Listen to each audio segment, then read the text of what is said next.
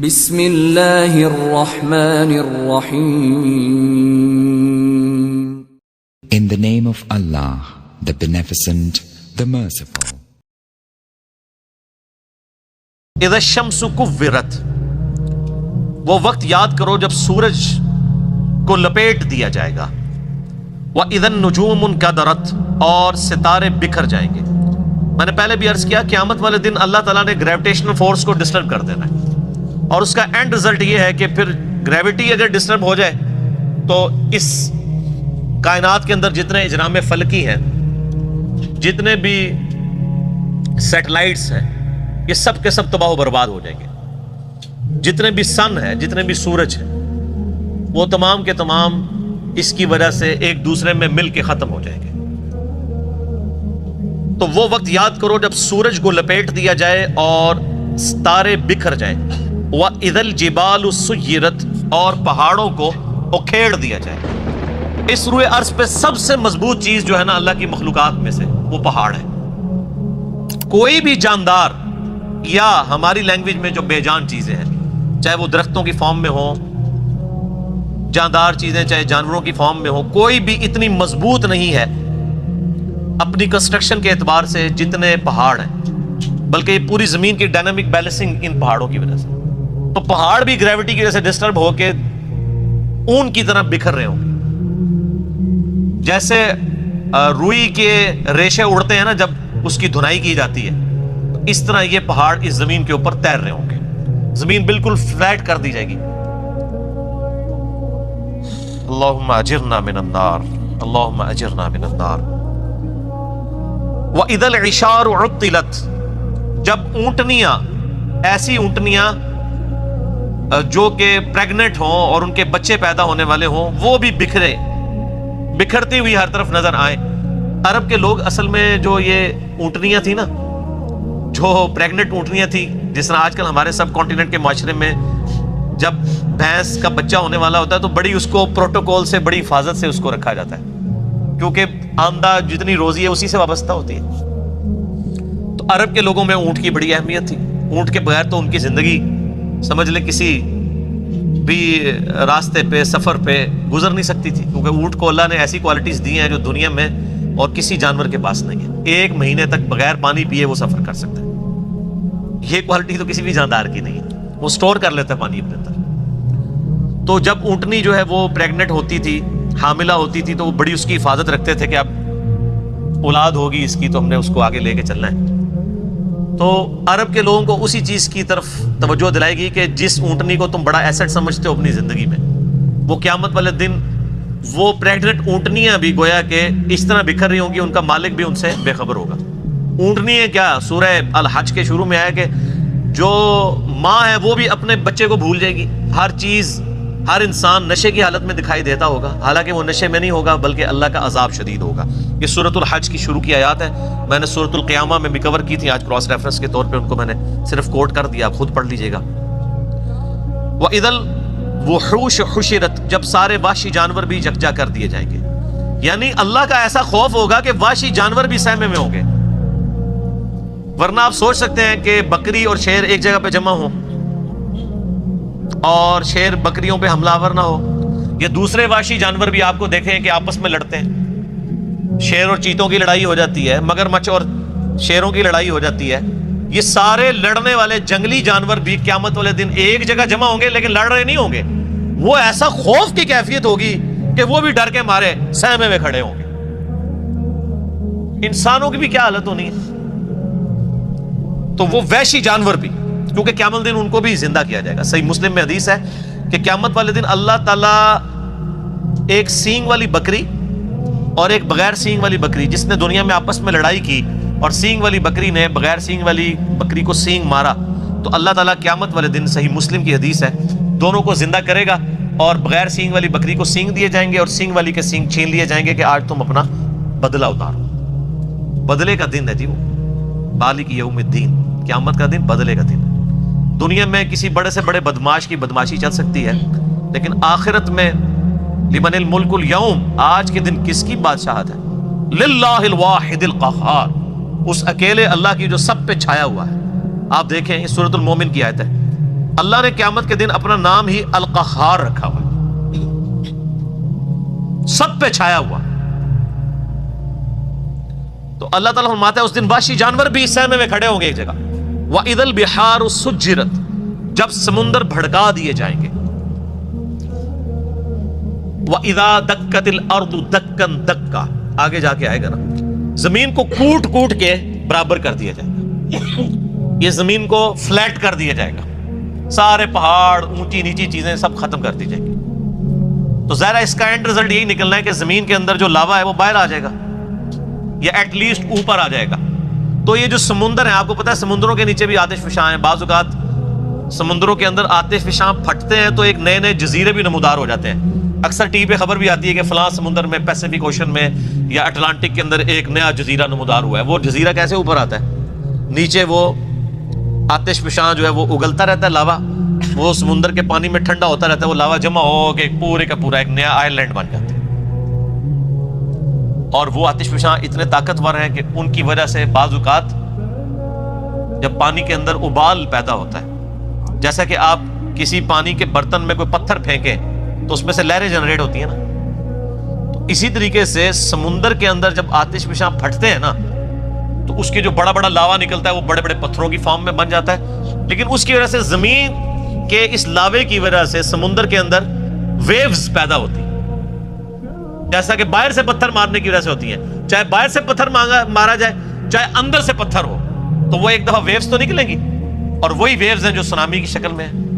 اور آپ جا کے ذرا یوٹیوب پہ ویڈیوز دیکھ لیں، ایک ایک سونامی آتا ہے تو لاکھوں لوگوں کی زندگی اور کروڑوں کی اور اربوں ڈالرز کی جو کنسٹرکشنز ہیں ان کو ختم کر دیتے ہیں۔ تو قیامت والے دن بھی یہی ہونا ہے کہ وہ لاوا جب اگلا جائے گا تو یہ جو بڑے بڑے سمندر ہیں نا، یہ سمجھیں کہ دیگیں بن جائیں گی، جیسے دیگ آپ آگ کے اوپر چڑھا دیں۔ اب یہ سارے سمندروں کے نیچے جب یہ آگ سلگ رہی ہوگی تو وہ نقشہ وَإِذَا الْبِحَارُ سُجِّرَتْ، جب سمندر بھڑکا دیے جائیں گے۔ ظاہر سمندر کے اندر آگ لگ جائے گی، کیسے؟ سمندروں کے نیچے وہ آتش فشاں کی دیگیں ہوں گی تو یہ سمندر کے پانی بھی گرمائش کی وجہ سے ابل رہے ہوں گے۔ اللہم اجرنا من اللہ۔ سر انسان کی جائے پناہ کیا ہوگی؟ تو خوش نصیب تو وہ لوگ ہیں جن کو اللہ کے عرش کا سایہ نصیب ہوگا۔ بخاری و مسلم میں حدیث ہے کہ قیامت والے دن اللہ کے سائے کے سوا، یعنی اس کے عرش کے سائے کے سوا اور کوئی سایہ نہیں ہوگا، اور 7 طرح کے لوگ اس کے عرش کے سائے کے نیچے ہوں گے۔ ان میں سے ایک شخص وہ ہے جس نے جوانی میں توبہ کر لی، در جوانی توبہ کردن شیوہ پیغمبری، یہ پیغمبروں کا طریقہ ہے جوانی میں توبہ کرنا۔ بوڑھا ہو کے تو شیر بھی شکار کرنا چھوڑ دیتا ہے۔ لن تنالوا البر حتى تنفقوا مما تحبون، تم کبھی بھی نیکی کا اعلیٰ درجہ حاصل نہیں کر سکتے جب تک کہ اپنی پسندیدہ چیز اپنے رب کو نہ دے دو۔ انسان کی زندگی میں سب سے پسندیدہ چیز اس کی جوانی ہے، جو جوانی اپنے رب کو دے دے تو ظاہر ہے وہ پھر اس چیز کا حقدار ہے کہ اسے اللہ کے عرش کا سایہ نصیب ہو۔ اس کے علاوہ بھی اور لوگ ہیں، اگر آپ نے وہ حدیث ڈیٹیل سے پڑھنی ہے تو وہ حدیث بخاری مسلم دونوں میں، آپ مشکات کی پہلی جلد میں کتاب المساجد چیپٹر میں چلے جائیں تو یہ آپ کو شروع میں یہ حدیث مل جائے گی، کیونکہ اس میں ایک وہ شخص بھی ہے جس کا دل مسجد میں اٹک رہا، اسی لیے وہ مساجد والے چیپٹر میں لے کے آئے ہیں مشکات والے امام۔ تو اللہ تعالیٰ فرماتا ہے اس دن سمندر بھڑکا دیے جائیں گے۔ وَإِذَا النُّفُوسُ زُوِّجَتْ، اور جب جانوں کو جوڑ دیا جائے گا، یعنی مطلب روح اور جسم کا تعلق قائم کر کے مردوں کو قبروں سے نکال دیا جائے گا۔ وَإِذَا الْمَوْءُودَةُ سُئِلَتْ، اور جب کہ اس زندہ بچی سے پوچھا جائے گا جسے زندہ دفنا دیا تھا اس کے ماں باپ نے۔ آپ کو پتا ہے عرب کے لوگ بچی کی پیدائش سے وہ نفرت کرتے تھے، اور آج تک یعنی ہمارے سب کانٹیننٹ کے معاشرے میں وہ فرسودہ نظریات چل رہے ہیں، حتیٰ کہ مسلمانوں کے ہاں بھی چلتے ہیں، ہندوؤں کے ہاں تو بہت زیادہ ہے۔ 8 سے 15 سال پہلے کی آلموسٹ رپورٹ ہے BBC کی کہ انڈیا کے اندر روزانہ 3000 بچیاں پریگنینسی کے دوران مار دی جاتی تھی، 3000 روزانہ۔ ظاہر ہے 1 ارب سے زیادہ جب آبادی ہوگی، اب تو 1.5 ارب کے قریب پہنچ چکی، تو اس میں 3000 تو کچھ بھی نہیں۔ اسی وجہ سے آج انڈیا میں مردوں کی تعداد عورتوں سے زیادہ ہو گئی ہے، 3000 بچیاں۔ آج بھی وہی چیزیں چل رہی ہیں، اور ہمارے بھی سب کانٹیننٹ کے معاشرے میں، آپ پنجاب کے معاشرے میں تو بالخصوص دیکھ لیں کہ بچی کی پیدائش کو ایک نٹوریس چیز سمجھا جاتا ہے، ماں کے حق میں بھی اور اولاد کے یعنی اعتبار سے باپ کے حق میں، اور وہ ساسیں جو خود فیمیل جینڈر سے تعلق رکھتی ہیں وہ اپنے پوتی کے پیدا ہونے کے اوپر ناخوش ہو رہی ہوتی ہیں، حالانکہ انہوں نے نہیں سوچا کہ کیا وہ خود مرد تھی. وہ اگر فیمیل پیدا ہوئی ہے تو ٹھیک ہے، لیکن ان کے بیٹے کے ہاں اگر کوئی بچی پیدا ہو گئی ہے تو غلط ہے. کتنی یہ بری ٹریڈیشن ہے. یہ لالا بات ہے کہ بعد میں جب وہ بچے بڑے ہوتے ہیں تو بچوں کی وجہ سے اولاد کہ جو بچوں والا جینڈر ہے اس کی پورشن کی وجہ سے ماں باپ جو ہے ذلیل ہو رہے ہوتے ہیں اور بچیوں کی وجہ سے وہ سکھی ہوتے ہیں. یہ لالا بات ہے، زیادہ تر ہم نے یہی دیکھا ہے. تو اللہ تعالیٰ فرماتا ہے قیامت دن اس بچی کو زندہ کر کے اللہ تعالیٰ اس سے پوچھے گا بِأَيِّ ذَنبٍ قُتِلَتْ، تجھے کس گناہ کے سبب قتل کیا گیا تھا. کتنی لطیف گفتگو ہے کہ قتل کرنے والے سے نہیں پوچھا جا رہا بلکہ بچی سے پوچھا جائے گا کہ معصوم بچی آج تیرا دن ہے، تو بول کہ کس جرم کی پاداش میں تجھے قتل کیا تھا تیرے ماں باپ نے. تو معصوم بچی کو اللہ تعالیٰ بیسیکلی اسے حوصلہ افزائی فرما رہا ہوگا کہ آج دن ہے، تجھے بدلہ دلایا جائے گا. کتنے صحابہ تھے جنہوں نے یعنی ایمان لانے سے پہلے کفر کی حالت میں اس طرح کے جرائم کیے ہوئے تھے، اور اللہ تبارک و تعالیٰ نے اسلام لانے کے سبب ان کے ان گناہوں کو معاف کیا. کہ یہ ایک واقعات ہیں جو آپ سنتے رہتے ہیں. بہرحال یہ بہت بڑا جرم ہے. آج بھی یہ بات ماڈرن دور میں جو اس سے ریلیٹڈ چیز ہے جس کو ڈسکس کرنے کی ضرورت ہے. نیٹ کے اوپر آپ کو شعر و شاعری کی فارم میں بھی ایسی نظمیں ملیں گی سیدنا داہیہ قلبی رضی اللہ تعالیٰ عنہ کے بارے میں کہ ان کی ایک چھوٹی سی بچی تھی جو انہوں نے دفنا دی تھی، اور جب وہ اسلام قبول کرنے کے لیے آئے تو انہوں نے پورا بڑا رکت انگیز واقعہ ہے، وہ انسان بیان بھی نہیں کر سکتا. تو وہ بیان کر کے کہا یا رسول اللہ مجھے کیا یہ میرا گناہ بھی معاف ہو جائے گا؟ تو اللہ نے فرمایا، اللہ کے نبی اسلام نے فرمایا کہ اسلام پچھلے سارے گناہوں کو معاف کر دیتا ہے. بہرحال آج کے دور کے اعتبار سے اس میں عبرت یہ ہے کہ اللہ کا شکر ہے اسلام کی برکت سے لوگ کم از کم بچیوں کو دفناتے تو نہیں ہیں، لیکن پریگنینسی کے دوران ضائع کرانا بھی کسی نہ کسی درجے میں اسی جرم کے اندر فال کرتا ہے. پریگنینسی آئیڈینٹیفائی ہوگی، ایون آئیڈینٹیفائی نہ بھی ہوئی ہو کہ یہ میل ہے یا فیمیل، اس سے پہلے بھی آپ یہ کام کر نہیں سکتے. ایک اولاد کو قتل کرنے کے زمرے میں آتا ہے، اور قرآن حکیم میں بڑی سختی سے اس کی مذمت ہے. سورہ بنی اسرائیل میں تو اللہ تعالیٰ نے بالکل ایک اوپن فلسفہ بیان کیا ہے کہ مت قتل کرو اولاد کو مفلسی کے ڈر سے، تمہیں بھی ہم رزق دیتے ہیں اس کو بھی ہم ہی رزق دیں گے. بے شک ان کا گناہ بہت بڑا جرم ہے. لوگ ان چیزوں کو ہلکا جان رہے ہوتے ہیں، پھر ڈاکٹروں سے مشورہ کرتے ہیں، پھر ہمیں بھی کبھی بعض اوقات رابطہ کر رہے ہوتے ہیں، جی وہ بتائیں جی بس وہ جی یہ ہو گیا جی وہ ہو گیا جی یہ مجبوری ہے جی ابھی جناب 40 دن پورے نہیں ہوئے، فلاں نہیں ہوئے، یہ نہیں ہوئے. ونس پتہ چل گیا پریگنینسی ٹھہر گئی ہے، چاہے وہ 1 دن کی بھی ہے، آپ اس کو ضائع نہیں کروا سکتے. ہاں اس سے پہلے اگر کوئی بندہ وقفے کی کوئی صورتحال پیدا کرے تو وہ تو جائز ہے. میرے اس کے اوپر بخاری مسلم کی حدیث کی روشنی میں آپ فیملی پلاننگ لکھیں یوٹیوب پہ اور میرا نام لکھیں تو آپ کلپ کھول کے سامنے آ جائے گا. تو یہ آج اس کی ماڈرن فارم یہ ہے کہ لوگ پریگنینسی ضائع نہ کروائیں، یعنی لیکن جو ہے وہ جب آئیڈینٹیفائی ہو جائے تو پتہ چلے کہ فیمیل ہے تو پھر اس وقت ضائع کروا دیں، یا اس سے پہلے بھی کروائیں. یہ ایک ماڈرن فارم ہے، تو یہ بھی اسی طریقے سے اس کو کنڈیم کیا جائے گا. تو اللہ تعالیٰ ہمارا اس دن پھر بچیوں سے پوچھا جائے گا کہ تمہیں کس جرم میں قتل کیا گیا. یعنی بہت بڑا یہ جرم ہے.